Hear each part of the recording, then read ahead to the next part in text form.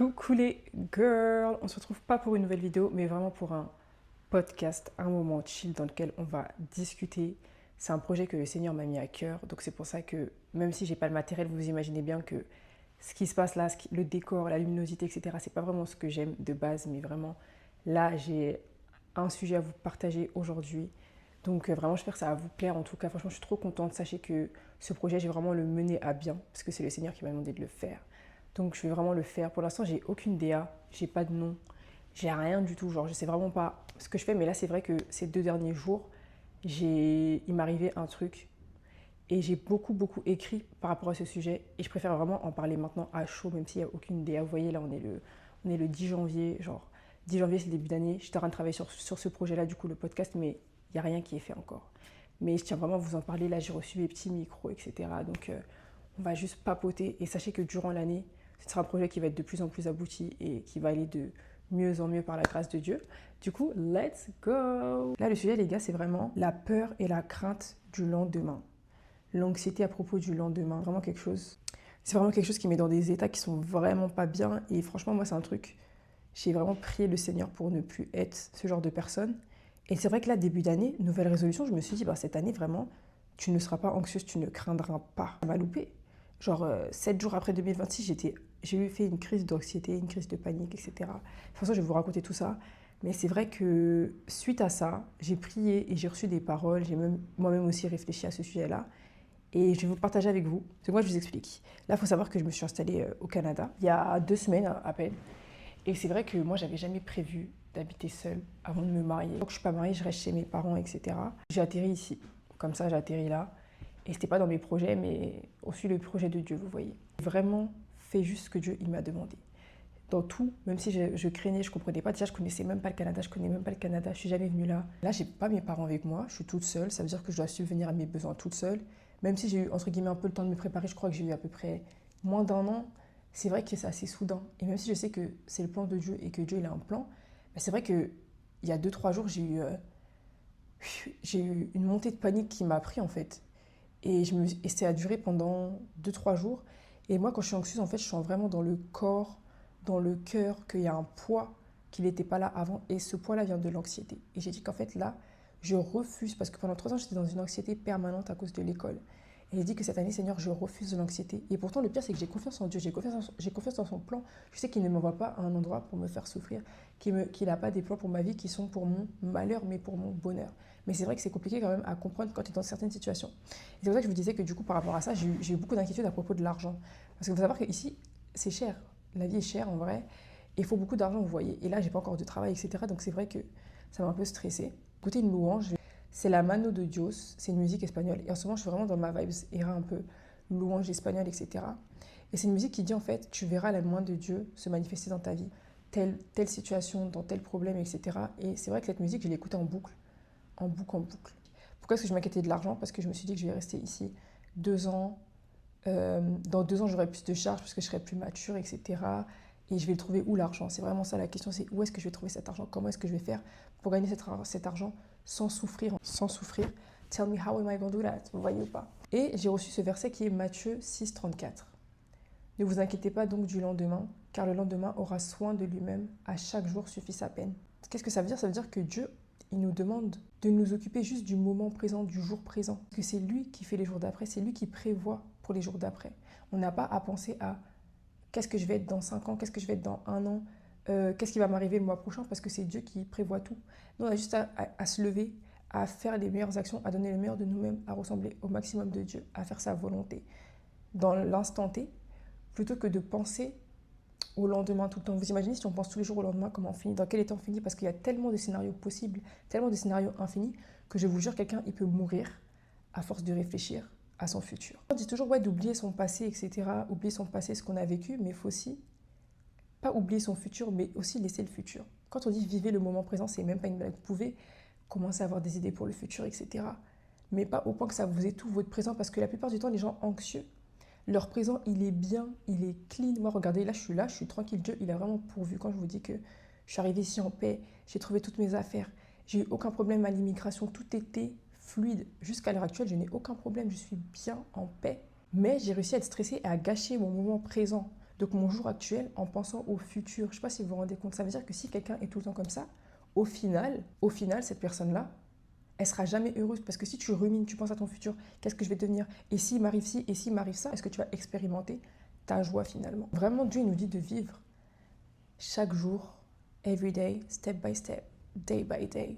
Et c'est vraiment ce qu'on doit faire. Et du coup, pendant que je priais, comme je disais, l'inquiétude c'était l'argent. Et pendant que je priais, j'ai eu des images. En fait, je vais d'avoir vraiment un parallèle sur moi, mes inquiétudes que j'ai eues. Et par la suite, on va développer le sujet. Là, je vous parle vraiment par rapport à mon problème à moi, mais juste pour vous expliquer comment est-ce que Dieu a répondu à ça. Et par la suite, je vais développer avec ce que Dieu m'a appris, ce à quoi moi aussi j'ai pensé. Donc j'ai vu les pieds, comme si j'ai été au paradis, j'ai vu les pieds de Dieu avec des sacs d'argent et des sacs d'argent. Comme je disais, moi je m'inquiétais pour l'argent. Vraiment des gros sacs, un full up de pièces. C'est comme s'il y avait aussi des anges, ou je sais pas, des gens qui comptaient l'argent. Et en fait, c'est comme si Dieu, il regardait nos vies et il disait genre aux anges, vas-y, prends la pièce, tu lui ramènes à tel moment. Tu prends la pièce, c'est comme si c'était une usine d'argent. Et en fait, Dieu, il dictait, il disait de donner l'argent à tel moment. Ça m'a évoqué, en fait, Dieu, il va venir te donner l'argent au moment où tu en auras besoin. Dieu, il n'est pas là pour te mettre dans la mouise. Dieu, il est vraiment là pour t'élever, pour toujours que tu sois bien. Et il va vraiment te donner cet argent au moment où tu en auras besoin. C'est-à-dire que c'est en gros pour te... L'argent, il est déjà prêt. L'or et l'argent appartiennent à Dieu. L'argent est déjà prêt. L'argent est déjà là. Au paradis, si vous saviez le nombre d'argent infini qu'il y a là-bas, en fait, l'argent est déjà prêt. C'est juste Dieu qui va décider quand et à quel moment est-ce qu'il va te donner cet argent. Il décide qu'il te donne cet argent dans 6 ans, tu auras cet argent dans 6 ans. Mais l'argent est déjà prêt. Et l'argent appartient à Dieu. Dieu a déjà cet argent de prêt. Cette vision, entre guillemets, va juste apaiser dans le fait que, en fait, quand j'aurai besoin d'argent, Dieu il me donnera cet argent. Quand je serai dans la galère, Dieu il pourvoira. Même si Dieu ne pourvoit pas au moment où toi tu veux qu'il pourvoie, il pourvoit toujours et il ne nous abandonne jamais. Deuxième partie, les gars. Là, on change. Là, on sort un peu de mon sujet, de l'argent, etc. Là, je parle de la vie en général, ok? On repart sur Matthieu 6, 34. Ne vous inquiétez donc pas du lendemain, car le lendemain aura soin de lui-même. À chaque jour suffit sa peine. N'angoissez pas et ne vous inquiétez pas du lendemain. Moi, ce que j'ai remarqué dans ma vie, surtout ces 3 dernières années, en fait, je vous jure que le témoignage, il est trop puissant, il est trop boosté. Mais je pense que c'est pas le bon moment pour moi de parler de ce témoignage-là, mais c'est clair et net que ce témoignage, ce qui s'est passé dans ma vie, ça a eu un tournant fatidique dans ma foi, même dans ma manière de penser maintenant, dans ma manière de réfléchir et dans ma manière de vivre. J'ai vraiment vu la main de Dieu se manifester, mais d'une manière incroyable. Et en fait, par rapport à cette situation-là que j'ai vécue, j'ai vraiment compris qu'en fait, Dieu, il nous abandonne jamais. Il faut qu'on arrête d'angoisser parce qu'on a mis notre confiance en un Dieu qui est vivant, en un Dieu qui est réel, en un Dieu qui est capable de tout. Vivons comme tel, arrêtons d'avoir peur, arrêtons de stresser. C'est plus facile à dire qu'à faire, bien évidemment. Dieu, il nous sort toujours de nos situations et il le fait toujours au bon moment. Notre bon moment ne sera pas forcément son bon moment. C'est un truc qu'il faut comprendre, c'est que les facteurs temps avec Dieu, pas que ça sert à rien. Des fois, il peut t'exaucer, mais en fait, c'est Dieu qui décide. Il veut te sortir de ta mouise 6 mois après que toi, tu lui aies demandé. Ben, il le fera, mais pas quand toi tu l'auras voulu. Et c'est ok, parce que c'est Dieu qui fait ce qu'il veut dans ta vie. Et en gros, pendant que je pensais à ça, ce que j'ai vu, c'est qu'en gros, j'ai vu une sorte de calendrier. C'est-à-dire que toi, ton problème, il est au mois de janvier. Tu es avec ton problème, tu te trimbales de mois en mois. De mois en mois, tu stresses, t'angoisses, tu cherches des solutions pour te sortir de ta situation. Tu pries le Seigneur pour qu'il te sorte de ta situation, mais aucun résultat. Tu vois rien. C'est vrai que certaines personnes, quand elles prient, quand elles ne voient pas Dieu se manifester, la plupart des gens vont abandonner. Ils vont se dire, bon, c'est pas grave, je vais rester comme ça, Dieu ne va pas agir, etc. Donc je préfère me retirer, j'accepte mon problème, et puis je prie plus, et puis ça y est, j'ai plus la foi, j'abandonne. Alors que vous savez que la plupart du temps, quand Dieu il agit, c'est là où vous abandonnez que la main de Dieu va se manifester. Ça, c'est vraiment un truc qui est réel. La main de Dieu se manifeste toujours dans l'adversité. C'est là où ça devient le plus dur, c'est là où tu vas abandonner que la main de Dieu t'attend. Quand tu as un problème, Dieu il a déjà tout préparé. C'est-à-dire que s'il veut régler ton problème, moi par exemple, mon problème, Dieu me l'a réglé 2 ans et demi après. Pourtant, je faisais que prier, prier. Après, je pense qu'il y a eu aussi les facteurs attaque de l'ennemi, etc. Je ne sais pas si vous vous rendez compte, 2 ans et demi alors que je priais, j'avais des crises d'angoisse pendant des années. Et Dieu m'a exaucé 2 ans et demi après, alors que j'avais demandé de m'exaucer la première année, par exemple. Donc, comme je disais, la personne, son problème, c'est au mois de janvier. Donc, elle travaille son problème de mois en mois. Et la main de Dieu l'attend en septembre pour la retirer de ce problème-là. Cette personne-là, ce qu'elle fait, c'est quoi? Elle abandonne ce projet, elle abandonne ce problème, elle abandonne sa prière au mois d'avril, alors que la main de Dieu l'attendait en septembre. Quand on vous dit aussi qu'il faut être patient, il faut vraiment être patient. C'est pas une blague, il y a toujours un plan. On ne le voit pas et c'est ça la foi. On ne voit pas mais on sait qu'il va agir. Il a toujours un plan, il a déjà tout prévu à l'avance, même si on ne voit pas. C'est pour ça qu'on dit qu'il faut marcher avec la foi. Parce que même quand tu ne vois pas, tu sais qu'il y a quelque chose qui va arriver. Tu sais qu'il y a quelque chose qui va se passer. Cette année, c'est en 2025, l'année passée, que j'ai vraiment eu une foi de malade. Ça m'a fait tenir toute l'année au lieu d'être anxieuse avec le même problème. Tourner en boucle, j'ai décidé de mettre ma foi dans un truc complètement crazy, complètement loufoque. Quand mes copines de l'école, elles me prenaient pour une folle. Elles me disaient, ah, ah, c'est ton Dieu qui va te sauver, qui va te sortir de cette situation. Je disais, ouais. Et au final, Dieu ne m'a pas exaucé comme je le voulais, mais il m'a sorti de ma situation quand même. Donc quand je vous dis que restez patient, ayez la foi même dans des choses crazy, faites-le. Ensuite, pourquoi je vous dis aussi de ne pas vous inquiéter du lendemain. Là, on est sur le troisième point.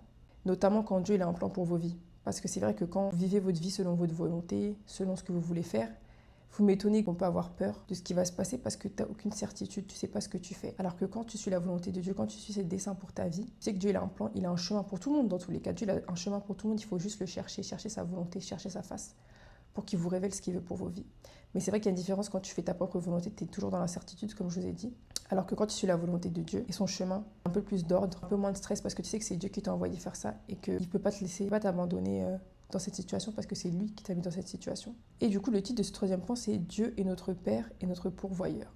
J'ai une question pour vous. Comment Dieu est-ce qu'il peut t'envoyer quelque part ou te demander quelque chose sans te donner les provisions qui vont avec? Quand Dieu vous envoie quelque part et qu'on stresse parce qu'on se demande mais comment je vais faire ci, comment je vais faire ça, parce que sachez que les plans de Dieu sont toujours plus grands que nous et plus grands que ce qu'on peut faire. Tous les projets que Dieu nous met à cœur, tous les projets que Dieu nous donne, on ne le fera jamais tout seul. C'est toujours avec lui. C'est le combo, le binôme, le duo qui va faire qu'on va atteindre l'objectif de Dieu. Et Dieu, la plupart du temps, il prend toujours des gens qui ont des capacités, mais des gens qui n'ont pas forcément confiance en eux. Après, on a tous un appel. Hein. Là, je parle de façon un peu globale, générale. Mais c'est des gens qui ne sont pas encore affermis dans ce qu'ils doivent faire, qui n'ont pas encore toutes les qualités, toutes les compétences pour faire ce que Dieu leur demande. Mais Dieu les appelle quand même à le faire. Et c'est vrai que quand tu es ce genre de personne-là, tu vas avoir des doutes, tu vas réfléchir, tu vas dire mais comment je vais faire ça, etc. Comment est-ce que je peux faire ça? Et c'est totalement normal. Moi aussi, Dieu m'a demandé de faire des trucs. Je me suis dit mais moi, faire ça, genre, j'ai aucune capacité. Moi-même, je suis pas mature, j'ai pas tel bagage, j'ai rien du tout et je dois aller faire ça, genre. Je me suis dit, Seigneur, c'est toi qui m'envoies, je vais le faire par ta force et non par la mienne. Guide-moi et de toute façon, avec le temps aussi, toi-même aussi, tu vas apprendre, etc. Donc je me suis dit, bon, ok, c'est pas grave, on va faire. Comme je vous ai dit, Dieu est notre pourvoyeur et notre Père. Je répète ma question. Comment Dieu peut t'envoyer quelque part ou te demander quelque chose sans te donner les provisions qui vont avec son plan? Nous savons du reste que toute chose concourt au bien de ceux qui aiment Dieu, de ceux qui sont appelés selon son dessein. Donc c'est Romains 8, verset 28. Quand tu vas suivre le plan de Dieu, quand tu fais ce que Dieu a pour ta vie, tu es dans l'obéissance, tu suis ses plans. Tu suis le plan de Dieu, c'est que tu l'aimes. Quand tu renonces à ta vie pour faire ce que Dieu veut pour ta vie, c'est que tu l'aimes. Tu concours à ton propre bien. J'ai regardé sur internet, qu'est-ce que ce verset veut dire? Il veut dire que même quand tu ne comprends pas ce que tu traverses, Dieu est capable d'utiliser chaque situation pour produire un bien plus profond et durable chez ceux qui lui font confiance. C'est-à-dire que peu importe ce qui se passe dans ta situation, même si ça secoue à droite, à gauche, tant que tu restes ancré en Dieu, Dieu va te bénir et ta situation va aller mieux. Et moi, quand j'étais dans le down de fou, genre quand j'étais dans le mal, Dieu m'a sorti cette parole plusieurs fois. Tout concourt au bien de celui qui aime Dieu, tout concourt au bien de celui qui aime Dieu. Et j'ai vraiment vu que c'est vrai, que Dieu a produit du bon, même dans le mauvais. Tout le mauvais qui m'est arrivé, Dieu a pris chaque truc et l'a transformé en du bon. Sachez que Dieu est notre Père. C'est totalement logique. Everybody knows that. God is our Father. Mais comprenez bien le sens de Père. J'avais pensé à ça en fait quand je priais. Dieu égale Père. La question maintenant que j'ai, c'est quel parent, quel père envoie son enfant à l'abattoir ou dans la galère? Quand Dieu vous envoie quand vous suivez le dessein de Dieu, quand vous suivez le plan de Dieu, les gars, n'ayez crainte. Priez juste contre les attaques de l'ennemi, mais n'ayez crainte parce que c'est la main de Dieu qui vous emmène là où il veut vous emmener. Et vous êtes aussi dans l'obéissance parce que vous faites ce que Dieu vous a demandé. Ça, c'est pour les personnes qui sont anxieuses à propos de leur vie, de leur futur, etc. Vraiment. Quel père envoie son enfant à l'abattoir ou dans la galère? Quel père, je vous parle même des terrestres, des humains, des hommes, quel parent envoie son enfant à l'abattoir ou dans la galère? Dans la réponse, vous avez deux options. Si dans le monde, vous avez des parents qui sont mauvais, des parents qui sont méchants, c'est pour votre bien. Comme les parents qui envoient leurs enfants à l'internat pour qu'ils puissent grandir et apprendre de leurs erreurs. C'est un endroit, l'internat, qui n'est pas ouf, c'est pas un endroit qui est bien, c'est pas un endroit qui est bon, mais à la fin, quand la personne, elle en a bavé la personne qui est à l'internat, mais quand elle en sort transformée et changée. Ça, c'est un endroit qui va permettre d'apprendre de vos erreurs. Donc, en soi, un père ne peut jamais envoyer, mis à part ces deux options, un père ne peut jamais envoyer un parent, peu importe un père, un parent, ne peut jamais envoyer son enfant à faire ou aller quelque part sans tout préparer à l'avance pour que tout se passe bien pour lui. Exemple, si vous, quand vous étiez en primaire, au collège, etc., quand on avait cours de sport là, ou quand on allait en sortie scolaire, est-ce que vous voyez comment les parents, surtout les parents des Blancs, comment ils préparaient les enfants? Goûter en place, sachet de congélation, sandwich, tout était prêt, tout était propre, chaussures, vêtements de rechange. Je ne sais pas si vous voyez comment les parents ils préparent les enfants avant d'aller à l'école, comment les parents ils font tout pour que les enfants ne manquent de rien durant leur journée. Quitte à avoir trop même, on leur donne trop, mais ils sont toujours prêts, ils ont toujours tout avec eux parce que les parents ont tout préparé. C'est pareil avec Dieu. Nous sommes la prunelle de ses yeux. Un Dieu qui est bon en tout temps. Dieu ne voudra jamais de notre mal. Si il nous met dans des situations compliquées, c'est parce qu'il veut nous apprendre quelque chose, c'est parce qu'il veut nous forger. Mais à part ça, il ne nous mettra jamais dans des mauvaises situations. Donc les gars, la conclusion, entre guillemets, c'est qu'il faut switcher nos pensées. Il ne faut plus penser à comment est-ce que je vais faire ci, comment est-ce que je vais faire ça, quels moyens. Quand Dieu prépare un truc, il a tout prévu. C'est-à-dire que tu auras les moyens, tu auras la manière, tu auras tout. Penser à comment, pourquoi, c'est ça qui angoisse, c'est ça qui vous met dans des états vraiment mauvais. Il faut switcher vos pensées et ne pas avoir de pensées négatives, mais transformer ces pensées en pensées positives. Pensées positives, c'est-à-dire qu'au lieu de vous dire dans vos têtes, et si j'arriverais pas, si je faisais, comment est-ce que je vais faire ça, où est-ce que je vais trouver l'argent, tu proclames des paroles positives, tu proclames des versets, tu proclames que Seigneur, j'aurai l'argent pour mener à bien ton projet. Seigneur, je déclare que je suis ce que tu as dit que je serai. Proclamer. Et dans vos têtes, ça va même faire un changement au fur et à mesure du temps. Plus tu proclames, plus ça grandit en toi. La vie et la mort, c'est au pouvoir de la langue, comme on dit. Et vraiment, ça ne sert à rien de se demander pourquoi, comment, si on a donné le contrôle de notre vie à Dieu.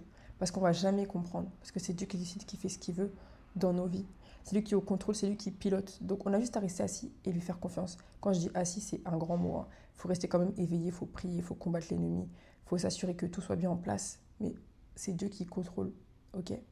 Il faut lâcher prise et se laisser porter par Dieu. Il faut arrêter de se poser des questions, de réfléchir à comment, pourquoi. Moi, c'est vraiment ça qui m'a tuée. C'est vraiment réfléchir comment est-ce que je vais faire ça, pourquoi. Et réfléchir aux 50 000, 1 milliard infini d'options qu'il peut y avoir sur une situation ou sur un problème. Parce que c'est vrai qu'il y a énormément d'options dans la vie, mais c'est Dieu qui a le dernier mot, c'est Dieu qui a la dernière option pour ta vie et pour ton problème. Donc il faut vraiment lâcher prise et se laisser porter par Dieu et lui faire confiance. Exemple, tu conduis ton bateau, tu vas arriver au port, ok ? Tu demandes à Dieu de conduire ce bateau à ta place, tu te mets en arrière, tu dors, tu le laisses faire, tu ne touches plus le bateau. Quand tu as confiance en Dieu, tu sais que tu vas arriver à bon port. Dans tous les cas, peu importe s'il y a des vagues, s'il y a des tempêtes, si ça se déchaîne à gauche, à droite, tu sais que tu vas arriver au port. Même si tu vas arriver dans 5 ans, tu sais que tu vas arriver au port parce que c'est Dieu qui est au contrôle de ton bateau. Ne te demande pas comment est-ce que tu vas arriver à bon port, mais aie la certitude que tu vas arriver à ce port-là et proclame que tu vas arriver à ce port-là. J'avais tendance à être anxieuse, malgré le fait que je sais que Dieu va agir. Et c'est hyper bizarre parce que quelques années en arrière, genre 2 ans avant, dans ma situation où j'étais, en fait, je priais, mais en même temps, j'étais hyper anxieuse. Mais j'avais confiance en Dieu. Et un jour, à une prière, Dieu m'a dit, t'as pas confiance en moi. J'ai dit, mais what? Pourtant, c'est sur toi que je repose tout, mais tu dis que j'ai pas confiance en toi. C'était hyper bizarre. Et malgré ça, tu vois, j'ai compris qu'en fait, j'avais confiance en Dieu, il faut vraiment être en paix. Comme moi, quand je suis arrivée ici, il fallait voir comment j'étais en paix. J'avais peur de rien, j'étais invincible, j'étais en paix de ouf. Et c'est au fur et à mesure du temps que la paix, elle a un peu commencé à faire... Mais là, ça va, c'est un peu redevenu normal. Mais vraiment, je lui ai donné ma vie, j'ai prié pour qu'il agisse, j'ai demandé que sa volonté soit faite dans ma vie. Mais, et je sais que là, je suis dans sa volonté, je suis dans ses desseins qu'il a pour ma vie. L'angoisse, moi, c'est surtout comment est-ce que je vais partir d'un point A à un point B. Qu'est-ce qui va se passer pour que telle chose qu'il m'a dit dans ma vie qui doit arriver, qu'est-ce qui va se passer pour que ça arrive, genre. Par exemple, si on me dit que je dois me marier, comment je vais trouver le mari? Où est-ce que je vais le trouver? Ouais, c'est des questions comme ça qui me traversent l'esprit. Et ça fait que en fait, tu es un overthinker. Ça veut dire que tu réfléchis tout le temps. Moi, ça m'arrive pas tout le temps de réfléchir comme ça, mais en fait, une fois que j'ai commencé, genre, ça peut durer des semaines. Donc c'est pour ça que j'essaye au max de rester dans la paix du Christ, parce que sinon, c'est foiré. Là, vous voyez, ça a duré 3 jours. Là, c'est bon, c'est passé. Mais c'est vrai que c'était un peu compliqué parce que je voulais vraiment plus être comme ça. Et c'est vraiment cette prière que je vais faire cette année chez Dieu. Et en fait, ça sert à rien de penser à comment quelque chose va arriver parce que Dieu n'a pas de logique. Il fait ce qu'il veut, comme je vous ai dit, ça sert à rien de ruminer, de réfléchir. Tu peux le faire autant de fois que tu veux, tu n'auras jamais la réponse si Dieu ne veut pas te la donner. Donc, just live life, ok? Et en fait aussi, les gars, c'est que quand Dieu vous demande de faire quelque chose, comme je vous ai dit, il ne demande pas de le faire par votre propre force, par vos propres capacités, mais par la sienne. Ça veut dire que ça sert à rien de stresser parce que Dieu t'a dit que tu vas être une superstar. Alors que tu n'as pas les capacités d'être une superstar et que tu ne penses même pas être une superstar et que tu n'as même pas confiance en toi. Dieu te demande, quand Dieu te dit de faire ça, en fait, il te demande juste d'obéir et de faire ta part. Tu fais ta part. Tu poses tes briques, tes premières briques. Tu commences à construire ce projet, tu commences à construire cette maison. Elle sera certes bancale, mais Dieu, c'est celui qui va venir mettre le ciment, qui va corriger la maison afin qu'elle soit parfaite, pour rendre cette œuvre parfaite. Donc en fait, arrêtons de nous mettre la pression, arrêtons de stresser parce qu'à la fin, c'est Dieu qui est au contrôle de tout. Et voilà quoi, c'est les seules notes que j'ai mis les gars, mais vraiment j'espère que ça vous aura un peu édifié, même si c'était un peu dérangé. Mais j'essaie de faire au max, suivre un peu mes notes, etc. Je sais qu'au début de la vidéo, je regardais beaucoup le téléphone, j'ai oublié en fait, parce que podcast pour moi c'est vraiment audio. Et c'est vrai que j'aime bien filmer et tout, donc je me dis pourquoi pas. Mais ouais, du coup voilà, donc les gars, vraiment, pour cette année 2026, soyez pas angoissés, soyez en paix, essayez vraiment de suivre les plans que Dieu a pour votre vie. Je vous assure que ça va vous faire du bien, ça va vous rendre beaucoup moins anxieux, beaucoup plus en paix. Soyez pas en stress, juste veillez à vos cœurs, veillez à votre vie, veillez à l'ennemi. Identifiez les attaques de l'ennemi parce que c'est ça qui va vous mettre des bâtons dans les roues, parce que le diable, quand tu vas faire la volonté de Dieu, va toujours s'opposer à toi, ou s'opposer à tes œuvres. C'est toujours là où tu dois donner le meilleur de toi-même que tout va être gaspillé, mais c'est le diable qui fait ça. Et vraiment, restez bien ancré en Christ, combattez l'ennemi, et c'est comme ça que vous allez voir que au final, demandez sa paix à Dieu, hein. Dieu nous a donné sa paix. Il a dit que sa paix, elle est disponible en tout temps, elle est gratuite, donc vraiment, mettez-vous à fond dans la présence de Dieu pour chercher sa paix, et je vous assure que la vie va aller mieux. En tout cas, si vous avez des sujets de podcast ou vous voulez que j'en parle, vraiment mettez en commentaire. Je vous en supplie, bombardez. Parce que là, je suis en train de préparer le podcast pour cette année. J'ai déjà 30 sujets de près, mais je dois les développer en fait. J'ai juste noté, genre, par exemple, je sais pas, l'amitié, les relations toxiques, mais I need to develop it, ok? Donc, vraiment, les gars, mettez-moi en commentaire des sujets et je vous en parlerai. En tout cas, je vous fais de gros bisous. J'espère que ça vous aura plu. Bye!